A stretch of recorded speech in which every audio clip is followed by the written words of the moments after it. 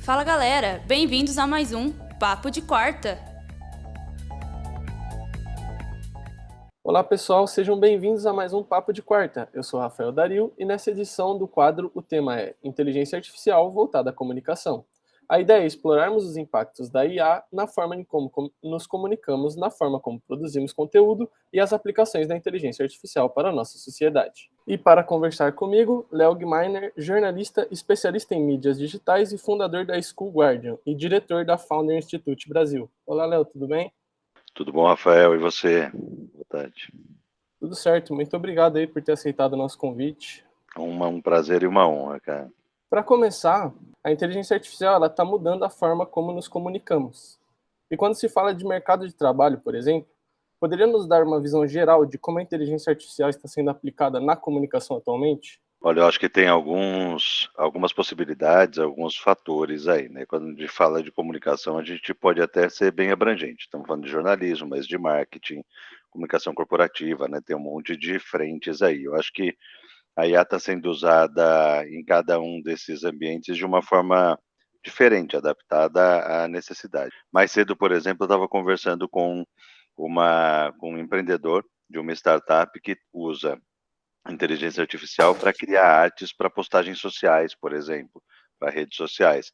Cria algo como 250 artes por minuto para adequar o conteúdo ao público, né, ao consumidor ali daquele conteúdo. Então, isso no marketing é uma das coisas, sem contar na parte de texto, né? E a gente está falando de arte, mas o texto também, desde usar ali um ChatGPT ou Bard ou qualquer outra tecnologia para redigir ali ou para ajudar a redigir os textos, né, e tanto para publicidade quanto para conteúdo de mídias sociais, como para o jornalismo, né. Eu me lembro de um caso de uns anos atrás, se eu não estiver enganado, o Wall Street Journal já tinha robô escrevendo, passou acho que um ano, uma coluna sendo escrita por um robô, e sem ter sido divulgado, né, se contou isso depois, de um período já para trazer o resultado, digamos assim.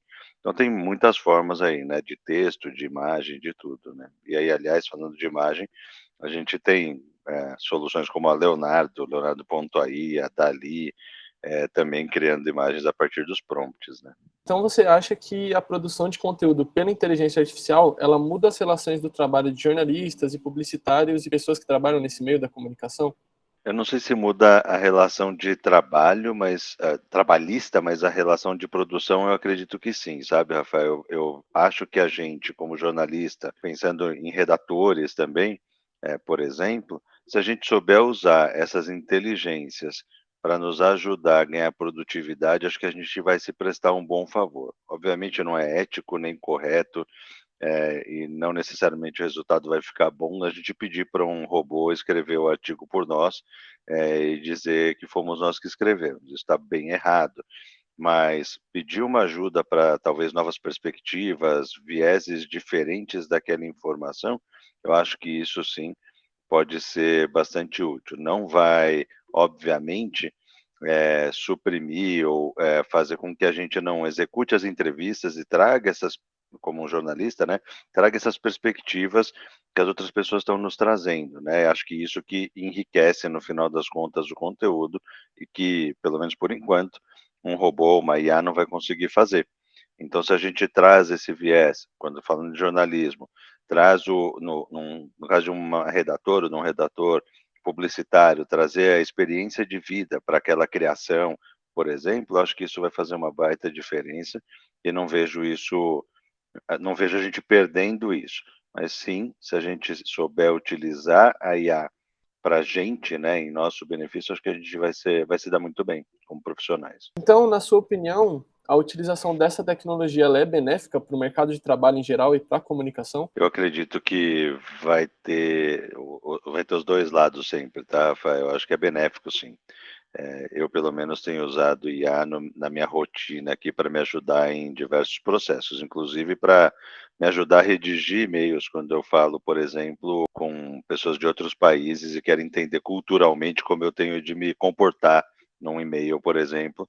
a IA acaba me ajudando. Isso é um dos exemplos, tá? Então, acho que tem esse lado positivo de a gente acelerar os nossos processos, deixar o que é mais braçal, o que a gente não sabe, trazer essa informação, como a gente passou a fazer quando o Google começou a existir, ou quando a informação começou a ser catalogada na internet. A gente começou a aprender de uma forma mais rápida e utilizar isso em nosso favor, claro. Mas também sempre tem o lado complexo, né? Pode ser que pessoas usem isso errado, e peguem a propriedade de algo que não é delas, mas pegue para elas ali, então tem sempre esse problema. E claro, como qualquer mudança, historicamente falando, a gente vê que as pessoas têm de se adaptar, os profissionais têm de se adaptar a isso, né? Então, talvez um jornalista hoje precise aprender a fazer esses prompts para as IAs, e não só aprender a escrever um texto jornalístico ali, o lead e o restante do texto. Acho que não vamos deixar, obviamente, de aprender isso, mas a gente vai precisar aprender algumas outras coisas novas. Você acha que vai chegar num patamar onde a inteligência artificial vai ser necessária para os profissionais e em comunicação? Eu acho que ela já é. Eu acho que a gente já está usando a inteligência artificial de forma consistente. Claro que não é todo mundo, então tem uma tendência a crescer. Mas acho que isso já está acontecendo de forma mais corriqueira. Então acho que a gente já está usando, viu? E agora, para finalizar, você falou que está sendo quase praticamente necessário para todos os profissionais. Então, você acha que as universidades devem adotar uma disciplina focada na inteligência artificial para os estudantes de comunicação?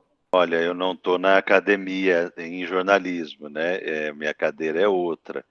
Mas eu acredito que sim. Eu adoraria, se tivesse no papel de estudante de jornalismo hoje, aprender sobre como utilizar a inteligência artificial, quais são os prós e contras, os cuidados e benefícios que eu posso ter de utilizar a IA, até porque eu não vejo isso voltando, né, andando para trás, mas também eh eh, aprender essa nova competência, de extrair dessas inteligências artificiais, seja de imagem, seja de texto, estou falando das generativas em geral aí, para que a gente possa se tornar profissionais melhores.